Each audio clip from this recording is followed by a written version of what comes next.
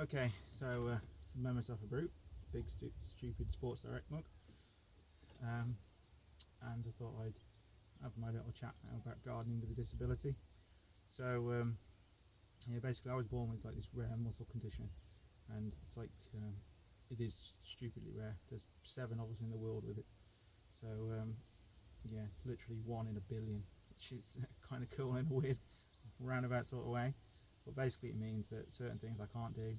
For instance, I can't make a fist like so. That's about all I can do.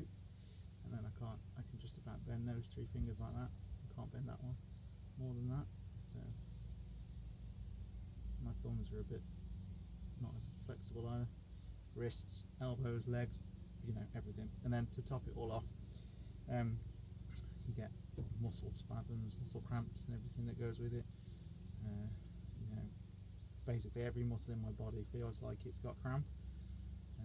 Hamstrings, calves, everything. Anyone who's played a bit of sport, you'll know what I mean. But when I was younger, I used to play football at school, everything like that.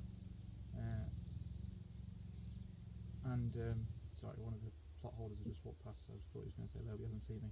So yeah, I used to play sport, able-bodied school, and I didn't really consider myself to have a disability. It was just I was different kind of thing. So as my conditions got worse and I found myself being able to do less and less, I basically had to like come to terms with the fact that I'm actually a disabled person, which is bizarre, and in a horrid kind of way.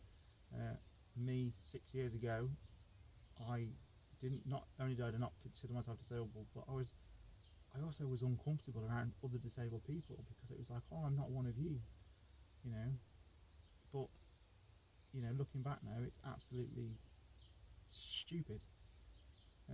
And I actually wrote a little mini article on the Scope forum, and basically said I likened it to how like a gay person must feel like coming out, you know, as in I literally one day I decided that I got to embrace this, and I started to tell people, oh yeah, I'm disabled, or I've got a disability, or I've started parking in the blue badge parking bays, because that's just who I am, and that's it, and I can't change it, so I've got to accept it and move on.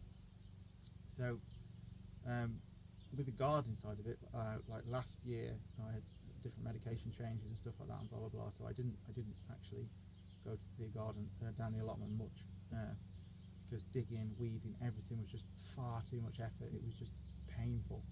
I do half a day down the allotment and then spend 2 days in bed, just unable to walk. So it was ridiculous. But I've decided to do gardening now in my own way. Not going to be listening to what other people say you should and you shouldn't do. I mean, it was just actually the other week someone on this plot actually said to me, your plot's a mess, it looks like the jungle at Calais. And I was like, okay, yeah, but I don't spend any money on my plot and I do it my way. My plot's all about growing vegetables and getting some exercise. That's what I come down here for. And yeah, my plot's probably never going to be as neat, but I don't care. I've gone past caring, and it's not that not caring is a good thing, it's just I don't care what other people think anymore. I care about what I think and what my family and my friends think, and then that's it, really. So yeah, so basically gardening with a disability, everyone is different. I mean, I consider myself to be quite lucky that I just have to deal with pain and fatigue and joints that don't work. I mean, some people are paralysed from the neck down, and so in the grand scheme of things, there's no reason why I can't do some gardening to a certain level, and I enjoy it and it gets me out, and my plants don't care that I'm disabled or not disabled. They just want to be watered and fed like every other plant does, and it's quite nice. You feel successful by doing something different on the garden. You can plant you can plant a new type of vegetable. For instance, earlier on in the year I planted some pumpkins that I've never grown before, a giant pumpkin, and that I will get achievement out of growing that pumpkin, or not growing that pumpkin if nature sees fit and the mice ends up eating it. or something similar to that. But you know, that's gardening is massively inclusive if you let it be inclusive. So what I'm trying to say is, no matter how little you think you can do, just do a little. That's fine. There's nothing wrong with doing a little. You haven't got to have an immaculate garden. You haven't got to have an immaculate allotment. So if you leave a few weeds here and there one day, that's fine. You know, just be prepared that one that you'll have to pull them out the next. But like I've looked into like raised beds, no dig, all those things benefit me. I'm not saying it's going to benefit everyone else because everyone is different.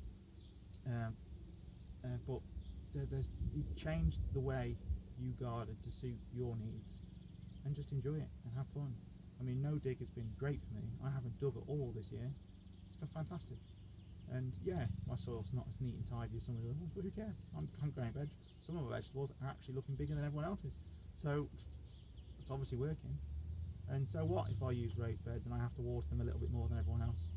It means I get to sit on the end of the raised bed while I do some weeding or I plant some seeds, and I'm comfortable rather than bending down on the floor. And little bits and pieces like that, if you can just adapt, you know, you don't have to do what the Royal Horticultural Society do. You don't have to do what Charles Dowding says. You don't have to do anything what anyone says. You just have to do what you want to do. And if you want to mix a little bit of advice from, you know, Charles Dowding, a little bit of advice from the Royal Horticultural Society, a little bit of advice from one of the a gardening magazine or Gardener's World, you know, just pick and choose what you want to do, and just have fun doing it. You know, that's all it's about, is having fun, basically. You know, I go on about self-sufficiency, and yeah, it'd be great if I could provide 12 months worth of vegetables for my family. It would be absolutely awesome. But it's more about fun and getting out and enjoying it. So yeah, that's my little stance on gardening for the disabled. So and that's just my story, or a little bit of my story. So yeah, all I can say to people is, if you're being put off by gardening because of anything, even if you're not disabled, even if it could be anything that's putting you off gardening, thinking you can't do something or thinking that you don't know how to do it, just give it a go and do what you think is right, and that's all that counts.